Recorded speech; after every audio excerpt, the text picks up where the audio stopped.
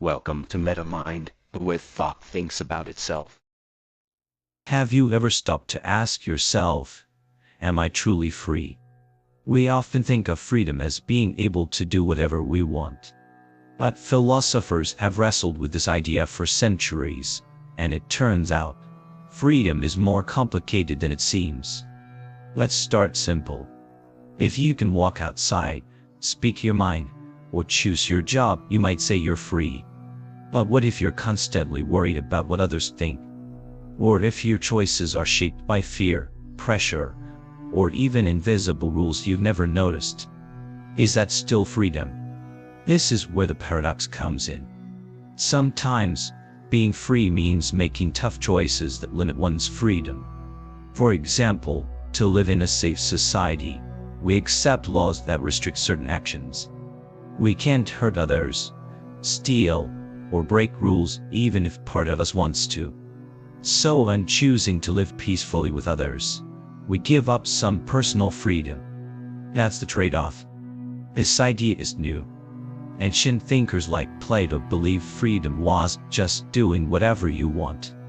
He thought real freedom meant having control over yourself, your desires, your emotions, your impulses.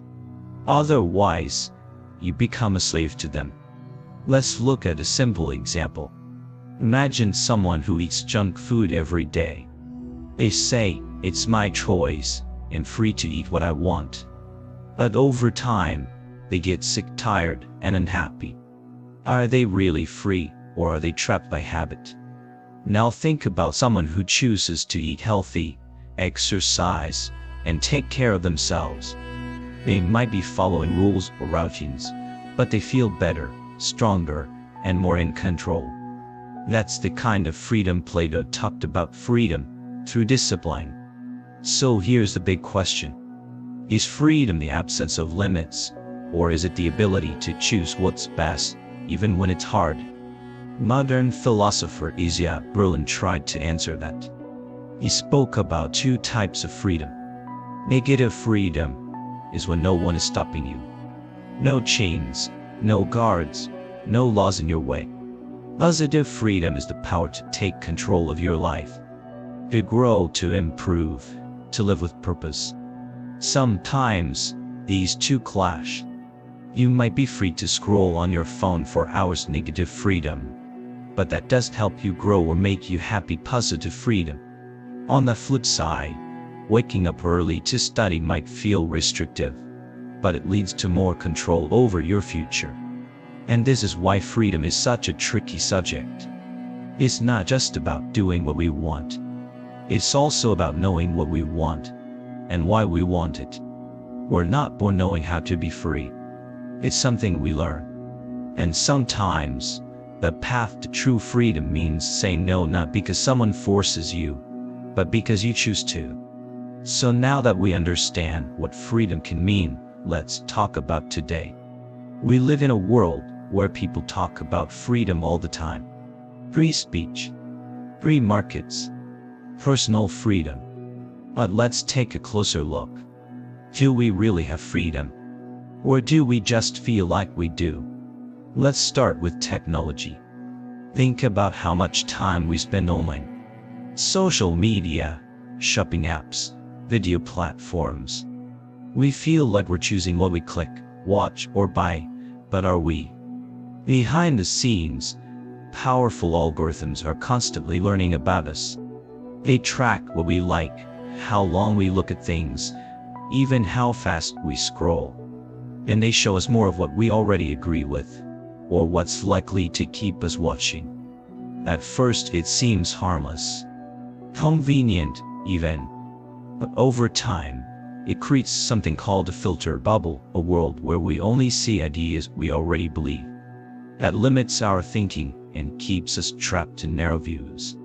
And that's not real freedom, that's manipulation. It gets even deeper. Many of us base our decisions on what we see online, our opinions, our purchases, even our beliefs. But if those decisions are being shaped by invisible systems, can we really say we're in control? This isn't just about tech either. It happens in politics, education, media, and even relationships. We're often told what to think, how to behave, what success looks like. There's pressure everywhere to fit in, to look a certain way, to keep quiet, to follow trends. It's exhausting. And yet, we still believe we're free.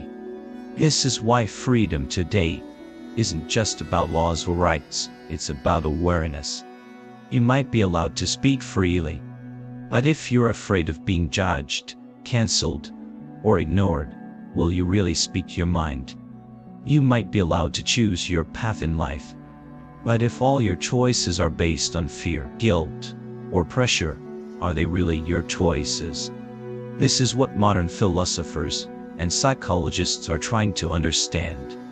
Freedom is no longer just about governments or systems, it's about how we think.